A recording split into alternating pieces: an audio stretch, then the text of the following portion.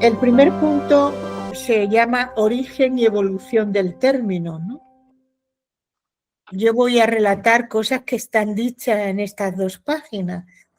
Espero al final dar una interpretación más personal, ¿no?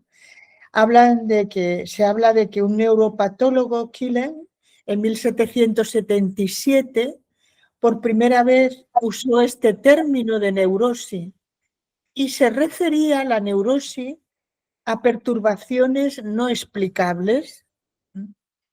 Etimológicamente es una degeneración nerviosa. Eso es lo que de ahí viene la palabra neurosis, ¿no? Una degeneración nerviosa. Son perturbaciones de la personalidad debido al sistema nervioso. Pero fue sobre todo Freud el que defiende que la neurosis tiene un origen psíquico. Actualmente la psicología y la psiquiatría pues le dan la razón a Freud, porque piensan que la neurosis se debe a causas psíquicas.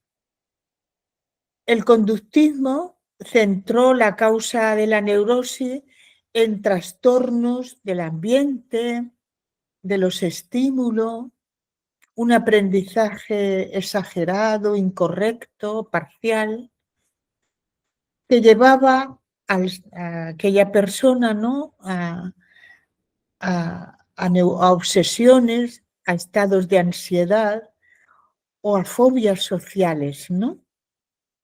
No, como sabemos, el lenguaje se pone de moda y a veces hay unas modas muy concretas. Todos recordaréis que hace unas décadas, a lo mejor 20 años así, cuando a alguien le pasaba algo raro, pues una obsesión o estaba en un estado de ansiedad, los jóvenes decían, este tiene una neura, ¿no? Bueno, pues viene de ahí, ¿no? Una neura, neurosis, etcétera. En realidad es un planteamiento, se entiende la neurosis como una compleja interacción entre estímulos ambientales y nuestra forma de conocimiento. Se puede plantear como un planteamiento cognitivo, ¿no?, que considera que debido a estímulos ambientales, a conocimiento ya sean adquiridos o más innato, ¿no?, darían lugar a unas representaciones cognitivas o a unas opiniones que desarrollan un comportamiento patológico, no normal, sino con una cierta patología. Siempre que hablamos de neurosis estamos hablando de una patología más o menos leves, ¿no? La neurosis, por tanto, es un trastorno funcional que genera tensiones y conflictos internos y que altera pues, la afirmación del yo en nuestras relaciones, ya sean afectivas, profesionales o sociales. El origen psíquico, que venimos diciendo que desde Freud se ha defendido ese origen psíquico, afecta también a lo orgánico. Por tanto, nos producen perturbaciones respiratorias o circulatorias o digestivas, ¿no? Serían las más comunes. Bueno, aquí el primer punto, ¿no? Origen y evolución del término. Y el segundo y último trata del concepto actual de neurosis. Si entendemos la neurosis como un trastorno psicológico menos grave que la psicosis, tenemos que entender también por qué lo diagnosticamos o por qué decimos de una persona o de nosotros mismos, pues esto es un poco neurótico, ¿no? Porque limita nuestra adaptación social y nuestra capacidad para el trabajo. Estamos de alguna manera limitados, no liberados, tensionados. A mí me llama mucho la atención cuando las personas decimos, ¿no? Por supuesto que yo también, cuando decimos es que esto me presiona mucho, ¿no? Bueno, pues eso, es una tensión que se te produce y que te afecta y afecta la relación, te pone más histérica, más nerviosa. Y también me llama mucho la atención cómo nosotros en el lenguaje normal y cuando nos queremos, en nuestra relación con los demás, decimos que estoy muy agobiada, ¿no? O muy estresada, ¿eh? Y a veces, es mi opinión, nos parece como que el agobio justifica lo que nos está pasando. Yo más bien, como creo que lo hablaremos luego en nuestros comentarios, como creo que todo es educable, pues pienso que el agobio no justifica nada, sino que debemos educarnos para no agobiarnos, ¿eh? Ese sería una forma de vida, ¿no? Esto me agobia, pues tengo que tomar distancia, prepararme más antes para no ir agobiada a tal asunto, etcétera, ¿no? Entendemos siempre que estas neurosis psíquicas son trastornos menos graves, pero que sí que tienen esa influencia o esa consecuencia orgánica. La psicosis, sin embargo, es una enfermedad mental más grave. Produce desarreglos de tipo cognitivo graves. Y la no adaptación social del paciente pues requiere ya una vigilancia médica. Hoy muchas de nuestras neurosis se identifican con los llamados mecanismos de defensa y también con traumas psicológicos, muchos de influencia temprana o en edades tempranas, ¿no? O que tienen su origen en nuestra infancia o casi en nuestra adolescencia, ¿no? La logoterapia y el análisis existencial consideran, por tanto, esta neurosis no tanto psicógena, sino de carácter espiritual. Perdonen el dato, porque lo voy a dar ya. Yo cuando leía esto pensaba en la tía Tula, ¿no? En el personaje archiconocido de, de Miguel de Unamuno, ¿no? Son conductas no absolutamente anormales, pero tienen algo de anormal, ¿no? Y en el caso de la tía Tula, luego me diréis, pues probablemente tiene un carácter espiritual, ese afán de pureza, de virginidad y al mismo tiempo, pues esa rigidez de la conducta de la tía Tula, ¿no?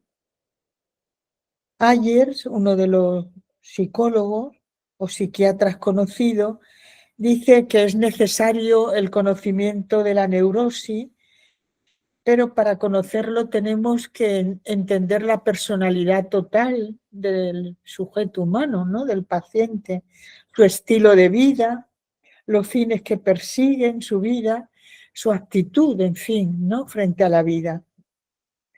¿Qué opina Fernando Rielo?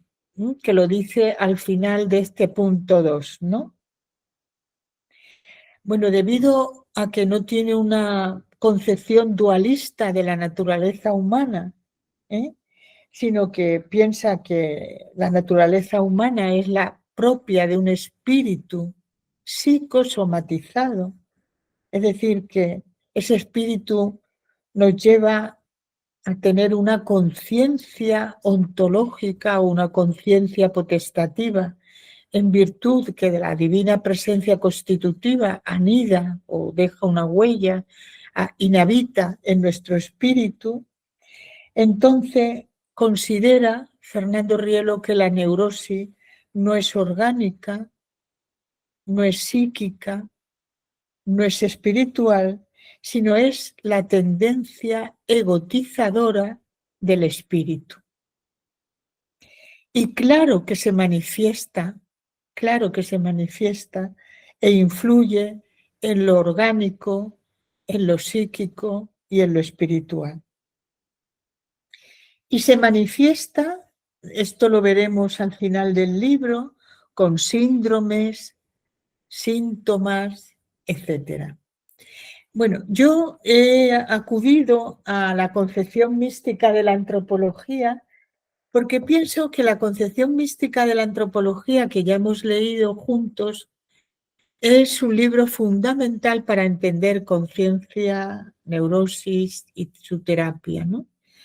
Y en el capítulo 5, en el capítulo 4, perdón, se desarrolla, se trata el capítulo 4 de la deformación de la vida mística.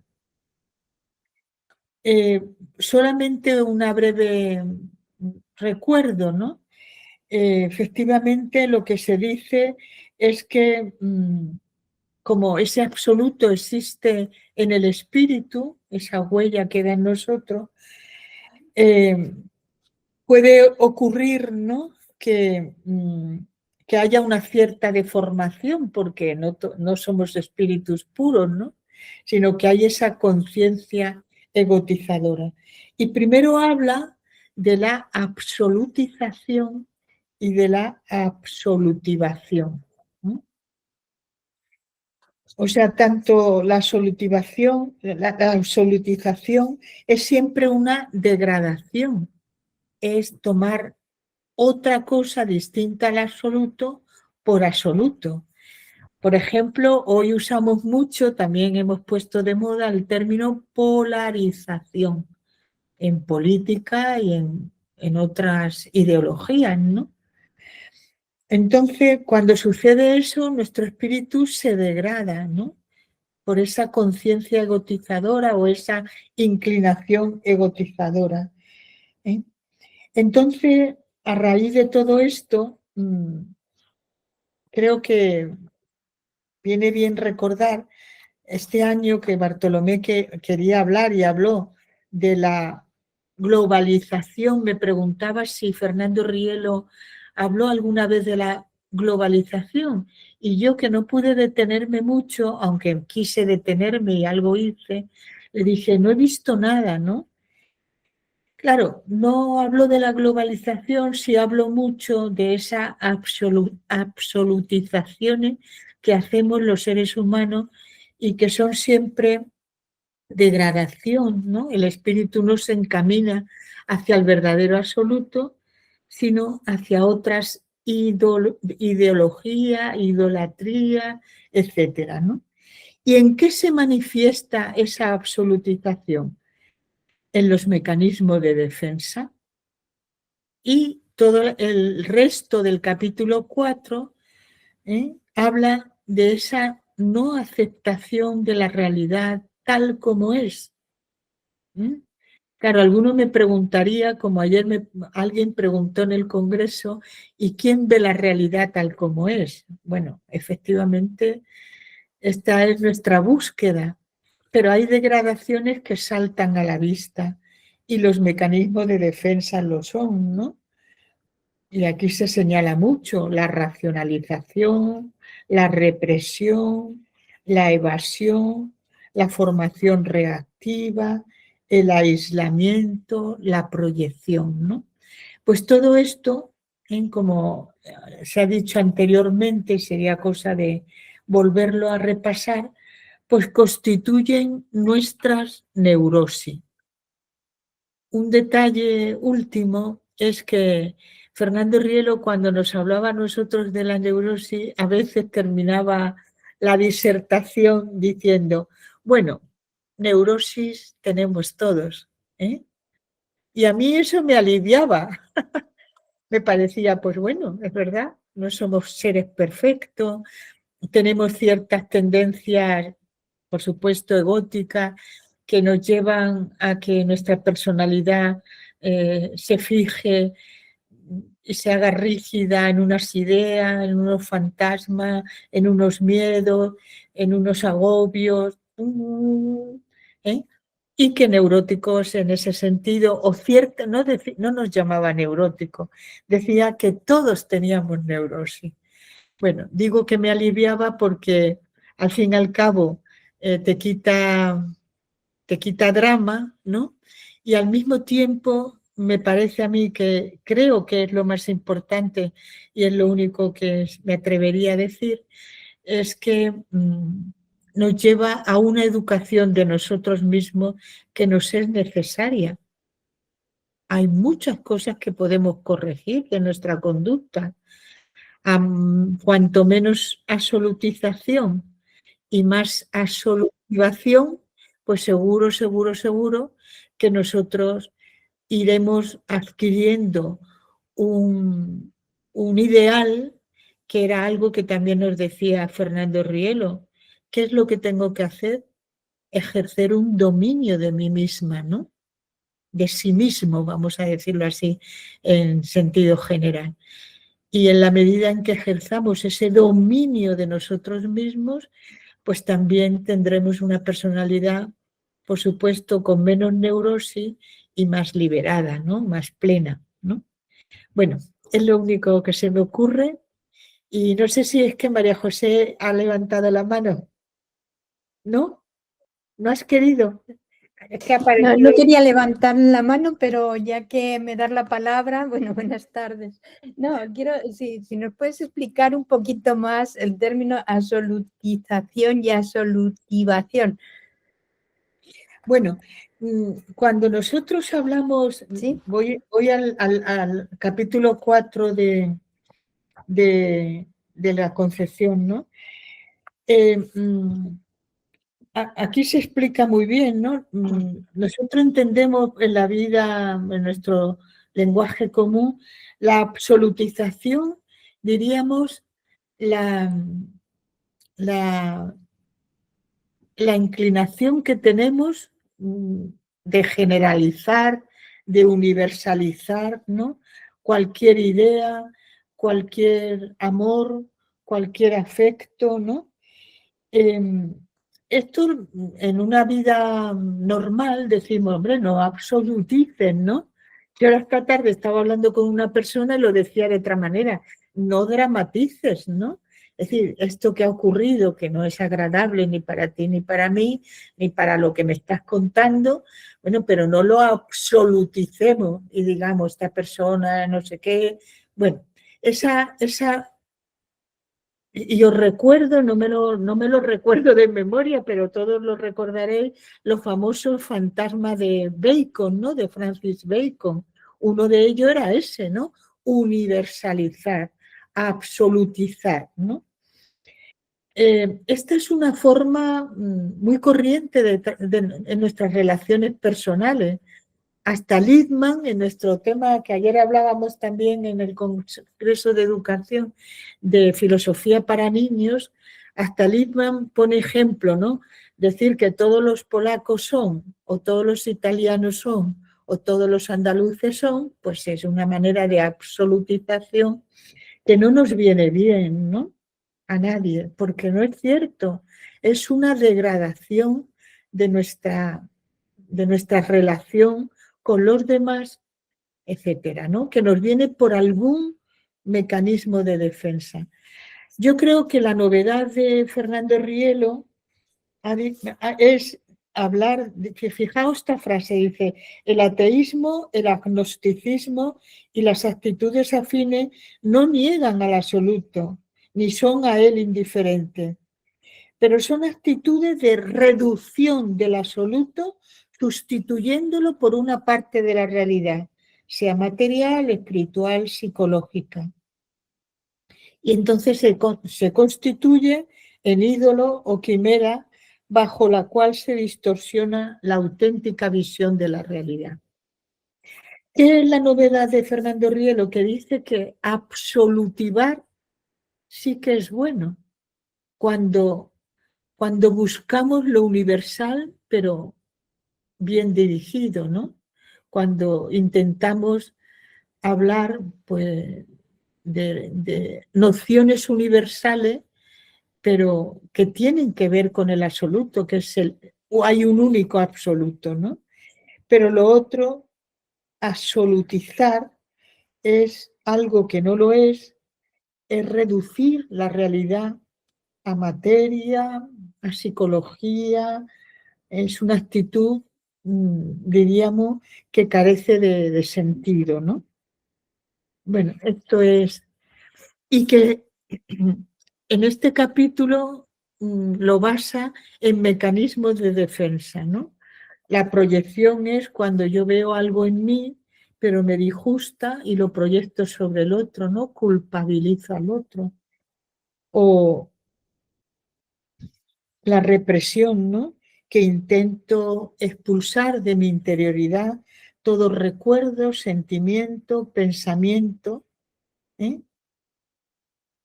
No tanto porque, sí, sí, porque me parece lo que me hace caer de alguna manera, no lo acepto de mí misma y entonces lo rechazo, ¿no? Y siempre todos estos mecanismos de defensa pues son ciertas neurosis porque producen en nosotros conductas anómalas. Fijaos lo que se dice en el libro también de Concepción Mística de la Antropología acerca de la racionalización, ¿no? Es un mecanismo de defensa que elude la responsabilidad que trae consigo por la negación de Dios y se alivia creando todo un mecanismo teórico que me impide esa cercanía con él, ¿no? No sé si lo he explicado, pero va por ahí la cosa, ¿no? Muchas gracias. De nada. Bueno, cualquier otro comentario, como veis, era un texto breve, pero importante porque ya vamos a entrar en la neurosis, ¿no? Yo creo que por contar el personaje de la tía Tula, me parece que es un personaje que tiene, no solo, yo creo que hay muchos personajes de Unamuno, Bernarda Alba, ¿no? Que son, son conductas efectivamente anómalas. No sé si es psicosis, ¿no? Yo creo que no, son neurosis, ¿no? Parece como que el texto no da para mucho, aunque yo pienso lo que he contado como anécdota final, ¿no? Cuando nos hablaba Fernando Rielo de que todos tenemos neurosis, yo lo entendí siempre como un acicate para ver, ¿no? No sé lo que piensa María José, pedagoga, de la educabilidad, ¿no? Nuestra personalidad puede ser educada, ¿no?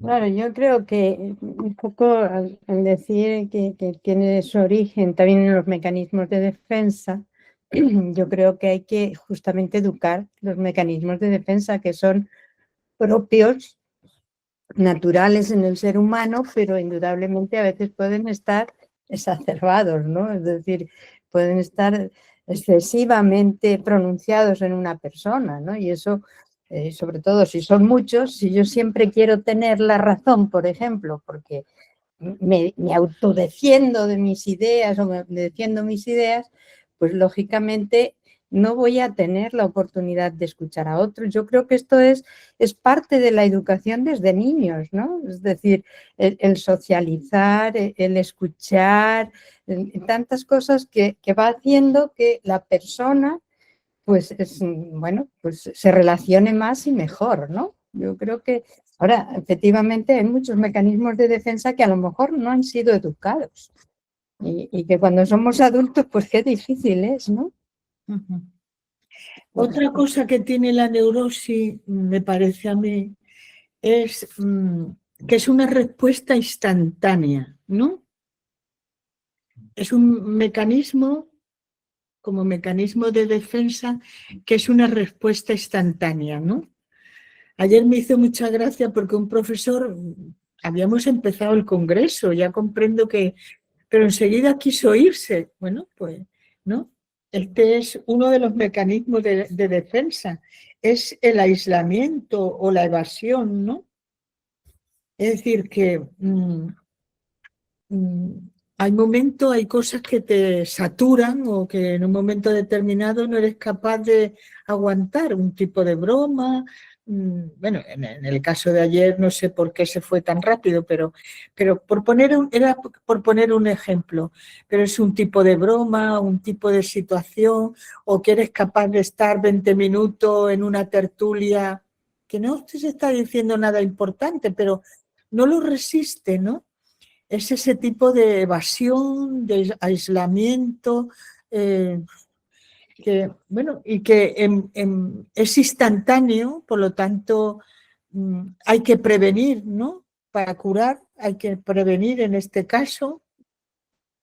Recuerden un texto evangélico, para caer en la tentación tengo que estar antes en oración, ¿no? Porque si no, no lo ves venir, ¿no? Y luego hay que resistir porque si no lo resiste hoy, ni mañana, ni pasado, pues el cuarto día te supone una dificultad aún mayor, ¿no? Y por eso tenemos conductas, hasta en el lenguaje normal se dice, ¿no? Este tiene un tic, no lo está diciendo porque sea un tic físico, ¿no? Sino siempre que pasa esto se da la media vuelta y sin explicación, sin despedirse y sin nada, pues se va, ¿no? Bueno, pues todo esto son ciertas neurosis de nuestra personalidad que, como dice aquí, pues tienen repercusión personal, social, en nuestra forma de trabajar y en nuestro trabajo con los demás, y que muchas veces tiene también influencia o influye orgánica y físicamente, ¿no? Bueno, Ciriaco, ¿puedes hablar?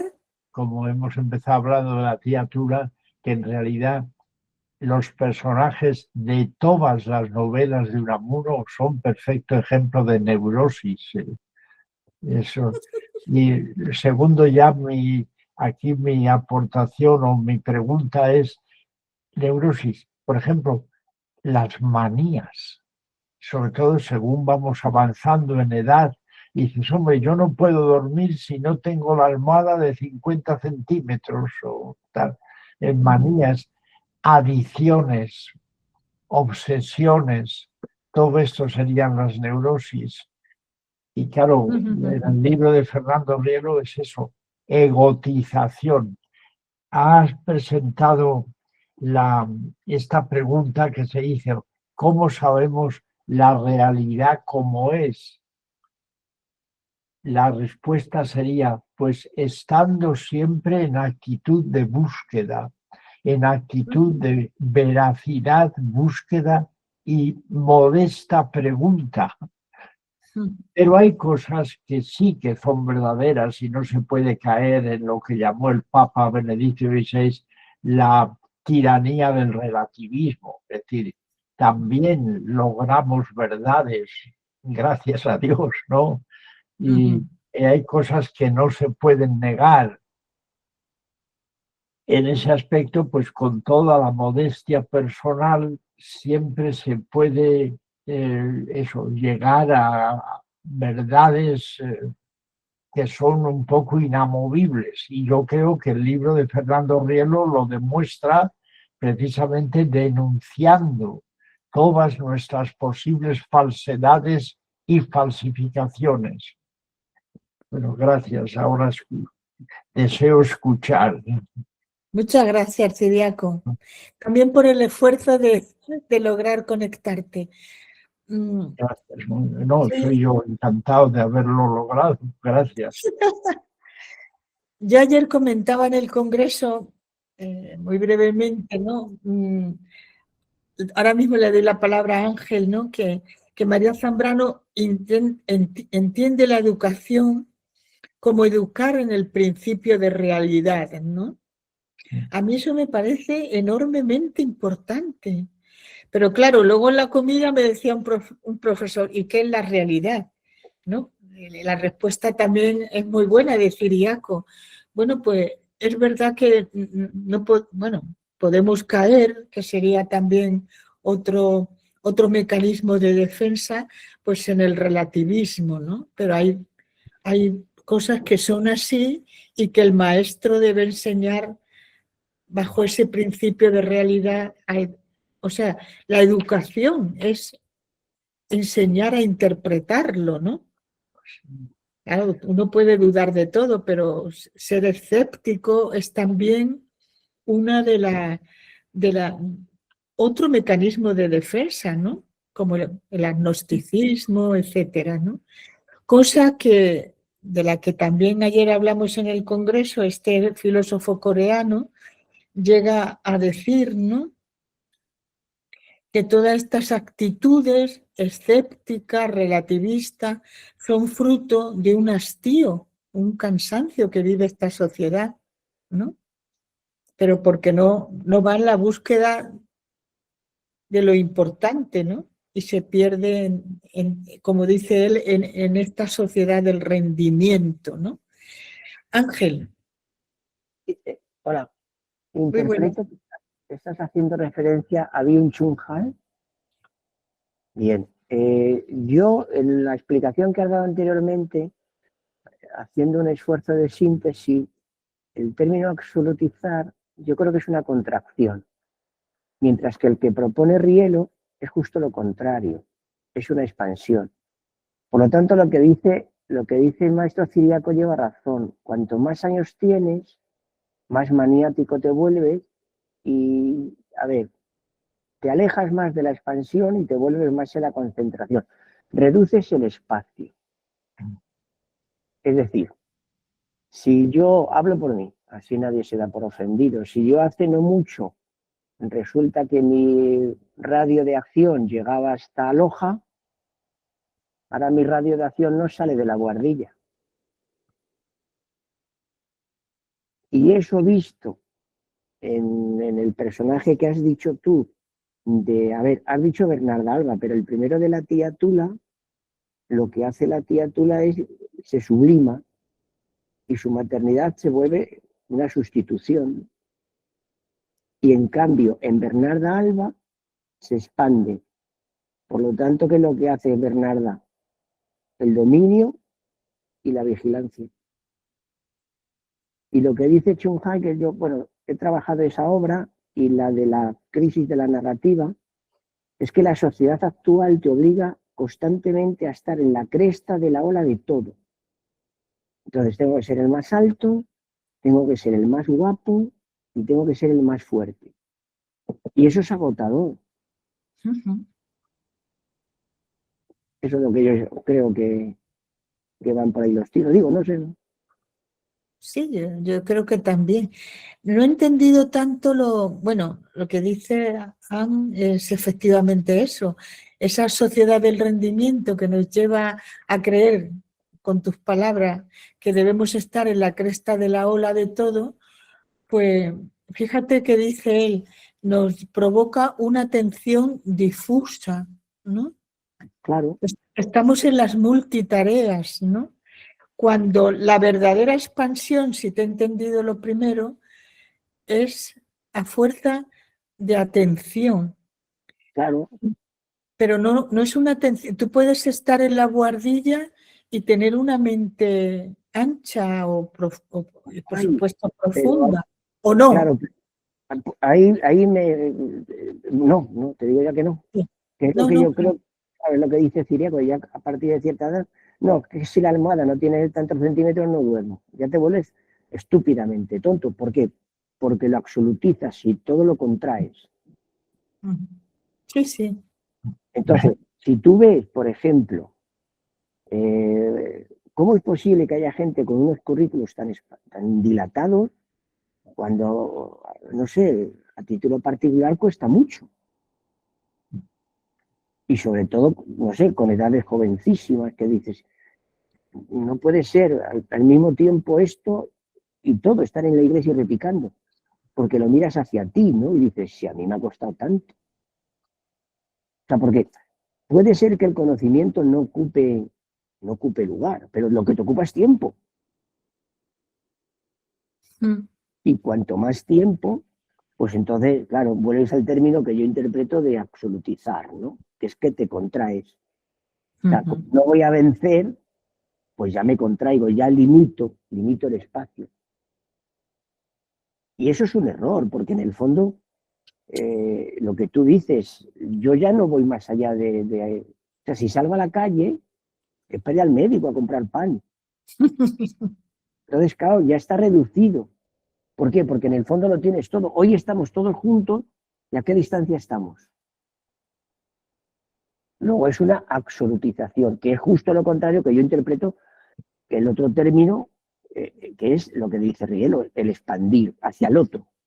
Es que el otro estás ahí y no tengo que ir a la calle Hermosilla. Hay atasco, hace frío, no puedo aparcar, tardo 3 horas. ¿Me comprende? No, sí, sí. A medida de la edad. Y por eso produce lo que dice Chung Han, ¿no? Una sociedad constantemente exigida o exigiéndonos en lo que tú dices, pero si a mí me cuesta tanto y al de al lado tampoco y yo quiero estar en la cresta de la ola, eso produce un agotamiento y un cansancio. Don Quijote en el 29 dice, ya no puedo más. Pues igual. Hablando de la guardilla, perdón, me ha venido la imagen de San Juan de la Cruz, preso en las cámaras del general de los carmelitas en la cárcel, y allí salió el cántico espiritual, lo más sublime que se ha escrito en español y en otras lenguas. Eso, es decir, desde la guardilla se puede ser universal y se puede ser eso hasta llegar a la divinidad. Eugenio Dors decía, dice, cuando se habla de la libertad para hacer literatura me río, porque las 3 obras más sublimes de la literatura española, El Quijote, Los nombres de Cristo de Fray Luis de León y El Cántico Espiritual, se engendraron en la cárcel. Maestro, eso está aquí, en su libro sobre la mística española.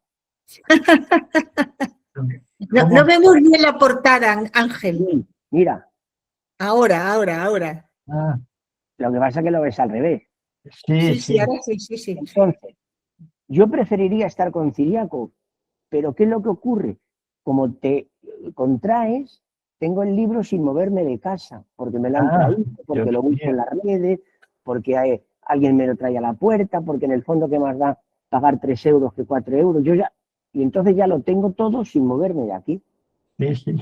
Es un error, sé que es un error. Gracias. Bueno, pero yo creo que lo has dicho muy bien, ¿no, Ángel? El límite lo ponemos, no está, Claro. lo ponemos nosotros, y te has tocado la mente, ¿no? O la frente, pero que es la mente, ¿no? Es Claro. decir, el límite está en nosotros, no está, como muy bien ha dicho Ciriaco, la buhardilla, porque desde la buhardilla, desde la cárcel, Claro. pues pudo expandirse, ¿no? Somos nosotros los que vamos poniendo pega. Fíjate que el propio Anne, cuando hablan en la sociedad del cansancio, habla de que toda esta sociedad del rendimiento no solamente nos agota, nos hastía, nos cansa, sino que produce la ruptura de vínculos personales y sociales. Y Fernando Rielo subraya siempre que esta neurosis, yo tengo fobia al avión, pero si el vínculo que me lleva a tomar el avión, que es el amor que tengo a las personas a las que voy a ver, bueno, etcétera, pues eso se rompe.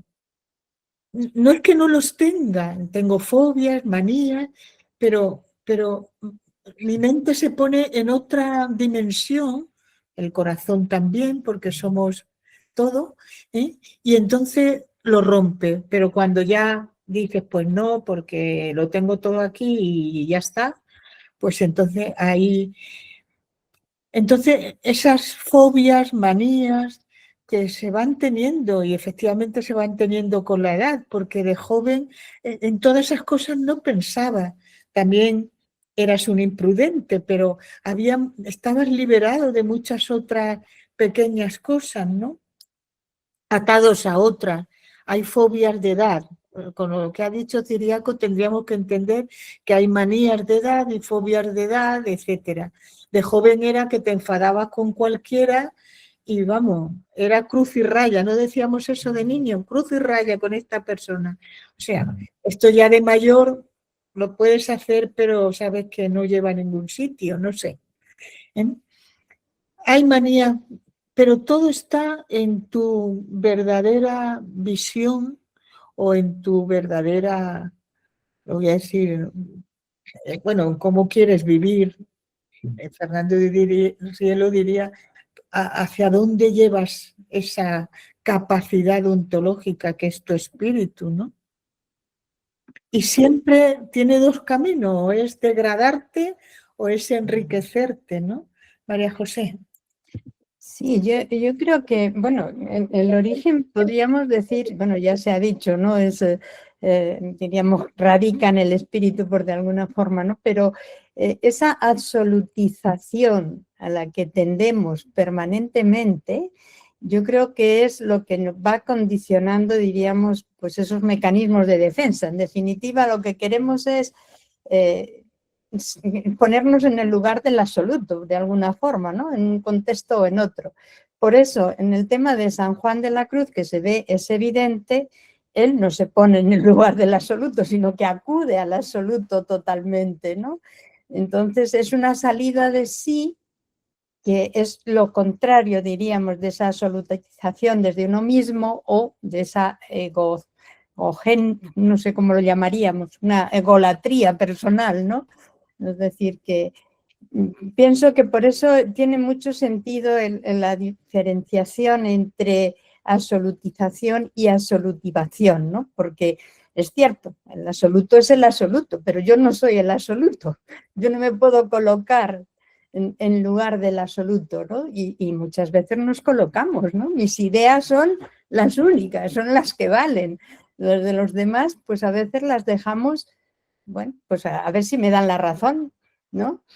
Entonces, yo creo que justamente rompemos nuestras neurosis en el momento que dejamos entrar otras cosas, ¿no? Y ponemos al absoluto en el lugar que corresponde y a los demás, pues también en esa colaboración, ¿no? Bueno, no sé si estoy acertada en esto, pero creo que tiene mucho que ver la absolutización de nuestra forma de ser con este defecto de la neurosis, ¿no? A esto que dice María José de situarnos, ¿no? Yo me acuerdo que la primera vez que un profesor, que en este caso fue Alain Guy, pidió una beca o avaló una beca que yo pedía, yo recuerdo estas palabras porque las leí muchas veces y las quería entender. Me dijo que yo estaba bien situada. Sí. Fue el piropo, ¿no? Para avalar que yo estaba capacitada o era adecuada. Y a mí, no sé qué traducción hizo Alain Guy, hablaba muy bien español, pero Sí. para mí era una palabra que en español no era tan usual, pero que muchas veces la he recordado, incluso cuando he querido hacer algo al alumno también, avalar. Está bien situada. Sí. O sea, por tanto, y eso entiendo yo que es educabilidad, ¿no? ¿En dónde te sitúas? ¿En qué perspectiva te quieres poner, ¿no? ¿Hacia dónde quieres dirigir? Fíjense que todo lo que hemos dicho de neurosis, que eran palabras muy sencillas, pero venía a decir perturbaciones no explicables, degeneración,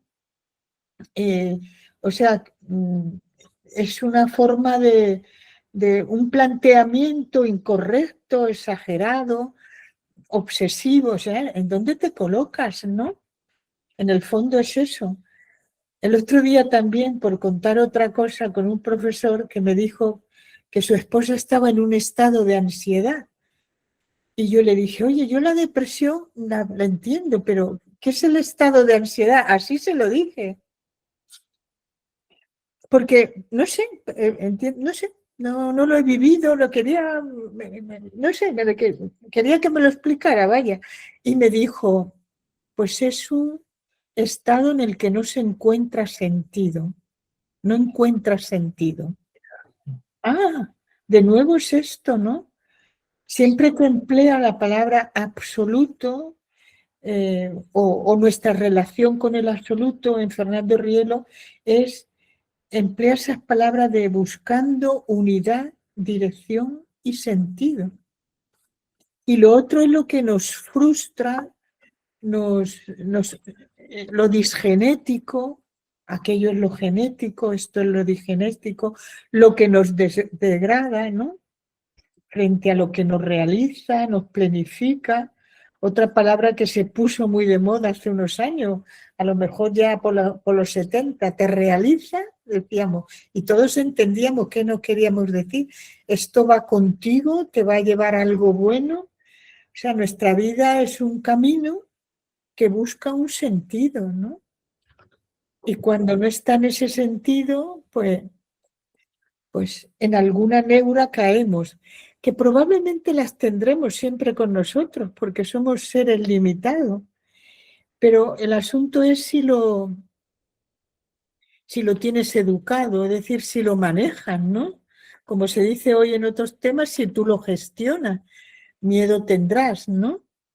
Pero gestionas el miedo o deja que te asfixie, que te ahogue, ¿no? Y te queda ahí. Entonces los límites mentales, también límites emotivos, ¿no? María José. Sí, no, yo creo que cuando tú has hablado de la palabra educabilidad, es decir, en progresión, ¿no? La neurosis como que no podemos quitárnoslas Del todo. Entonces vamos del todo y todas. Exacto. Entonces vamos en ese sentido de progresión, educabilidad, es decir, no está ya educada, tiene que ir en progresión poco a poco, ¿no? O más rápido, pero como, es decir, que yo creo que, bueno, pues nos vamos educando a pesar de que podamos adquirir manías con la edad, pero hay otras que se van quitando. Es decir, que han sido o van siendo educadas, no del todo, y a lo mejor terminamos en una manía porque no hemos educado plenamente alguna de nuestras neurosis, ¿no? Pero yo creo que bueno, es decir, que sí, puede ser haber manías con la edad, ¿no? Pero hay muchas manías también de jóvenes. Ah, claro, claro. Y esas normalmente se mantienen y se mantienen pues acrecentándose si no se quitan, ¿no? Un paquete de manías que se elimina. Por ejemplo, cuando uno vive jubilado, satisfecho, pues es todo lo que podría suceder si se tiene miedo en el trabajo, si se tiene antipatía a un colega, todo eso, efectivamente, esas manías desaparecen cuando uno llega a cierta edad, ya un poco decrépita, según los latinos. Y en lo que ha dicho, por ejemplo, la obsesión contra montar en avión, pero se supera ese miedo porque hay, pues vamos a llamarlo valores, proyectos que nos obligan a superar esa fobia o esa neurosis del avión. Entonces, ahí llega pues la concepción ontológica de la persona dentro del mundo en que se mueve. Y en el libro de Fernando Rielo la palabra más negativa quizás sea egofrenia, es decir, el sucumbir a esas obsesiones o a esas fobias es el último resultado de la egotización. Y encontrarse inserto en el mundo de sentido y en el mundo de la realidad es lo sano. Ahora, al final, se supera solamente con la fe.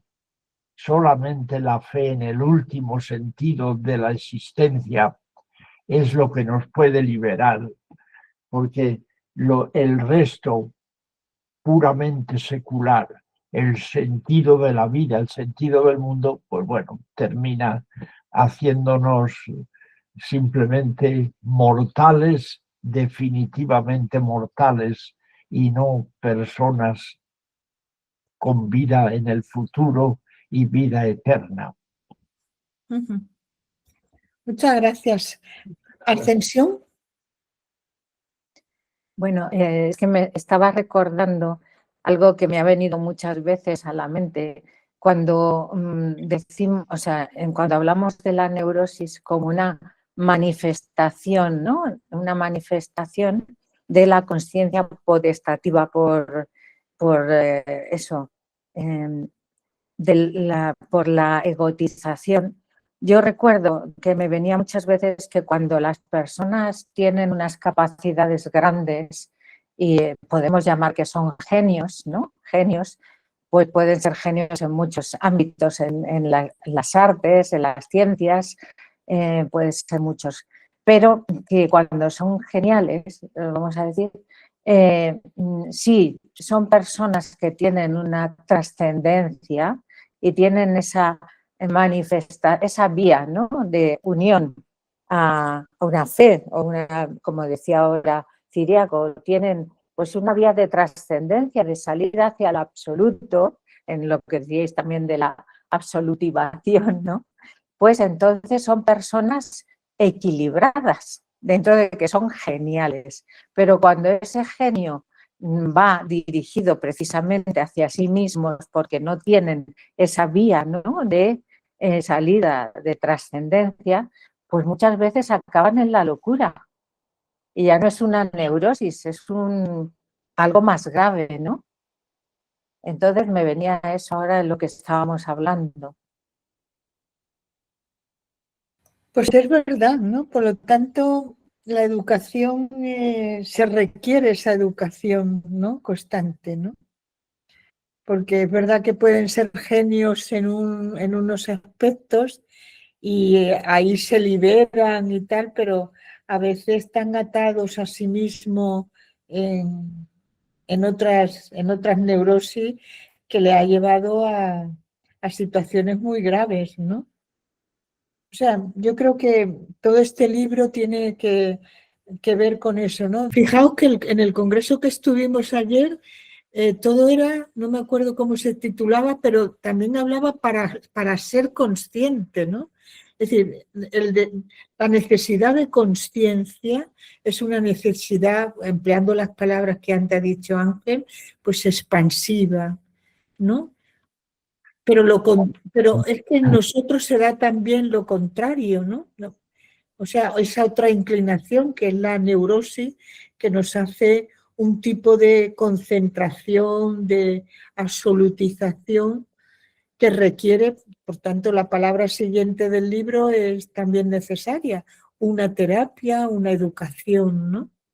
Yo creo que estaba explicando en el fondo, y todos explicamos lo mismo, eso, conciencia es necesario, neurosis, porque es nuestra, de lo que cojeamos para llegar a ser consciente, entendiendo incluso todo lo que Fernando Rielo habla de conciencia, ¿no? Conciencia es ese espíritu dirigido hacia el absoluto, ¿no? Eso nos realiza tal. Y lo contrario, pues necesita educación, terapia para que vayamos por ese camino, diríamos, no degenerado, no frustrante, sino genético, ¿no? Y ahí la palabra genético pues adquiere toda su dimensión, ¿no?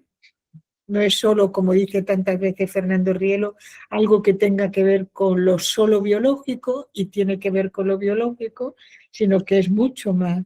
Genético ya es ontológico, ¿no? Bueno. Fíjate, Juana, y con relación al congreso de ayer, a mí por lo menos me llamó la atención algo que se dijo, ¿no? Es decir, como venimos a cazar ideas, ¿no? Como a coger de los demás lo más importante y que por eso eran breves todas las exposiciones. A pescar ideas, ¿no? Eso, a pescar, exactamente. A pescar ideas, lo cual está muy bien, lógicamente, porque la persona o el experto que habla, pues cuando le dan poco tiempo, tiene que centrarse en lo fundamental, ¿no? Y entonces, para los demás, otra cosa es que lo entiendas del todo, ¿no? Porque había cosas, por ejemplo, pues la aplicación de algunos temas de inteligencia artificial, pues que quedaba demasiado efímero, ¿no? Es decir, que se te iba porque hay que practicarlo, ¿no? Pero en cuanto a conceptos, yo creo que sí se expusieron para poderlos pescar, ¿no? Es decir, que el que estaba atento podría pescar eso. Es decir, para mí en definitiva era el compartir, el no quedarme solo con lo que yo tengo, sino que algún experto me puede estar aportando en aquello que conozco, pues ideas nuevas, ¿no? Yo creo que es importante, que sería todo lo contrario de la egotización en ese sentido, ¿no? En lo que ha dicho Ascensión, ha dicho Ascensión de los locos y los genios equilibrados. No sé si recuerdan ustedes un libro del año 47, el doctor Vallejo Nájera, Locos Egregios. Ah, sí. Sí, Es locos egregios. Y habla de Rousseau, de los que siendo genios tenían algo de obsesión. Ese libro fue muy criticado porque es muy racista. Es un libro, y el doctor Vallejo Nájera era el padre del que luego ha sido ya famoso y contemporáneo nuestro. Locos egregios. Bueno, la palabra que ha usado ahora Ciriaco era la que antes me venía a la mente, no la podía, no la recordaba. Es eso, ¿no? Neurosis tenemos, ¿no? Pero la educación o la terapia, como lo queramos decir, nos tiene que llevar a un equilibrio emocional más sano, ¿no?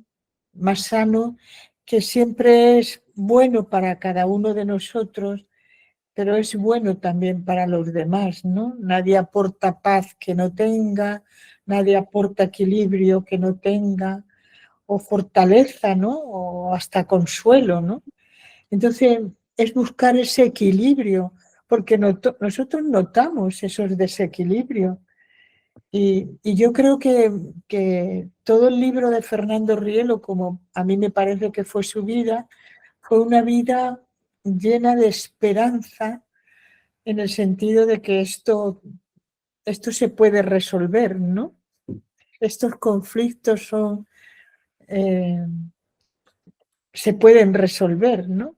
A la luz de la misma metafísica genética que la aporta, ¿no? Muchas gracias, dale de liberos a todos.